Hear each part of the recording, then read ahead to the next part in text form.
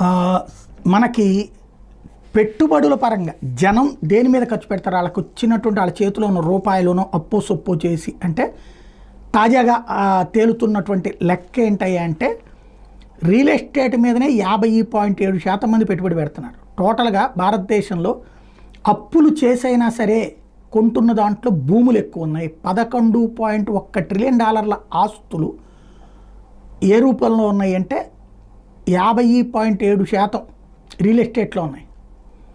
బంగారం మీద 15.5%, ఫిక్స్డ్ డిపాజిట్లు కేవలం 14%, ఇన్సూరెన్స్ 5.9%, ప్రావిడెంట్ పెన్షన్ ఫండ్స్లో కేవలం 5.8%, షేర్ మార్కెట్లో పెట్టుబడి పెడుతుంది ఇండియన్స్ 4.7%, క్యాష్ రూపంలో చేతిలో పెట్టుకుంటుంది 3.4%.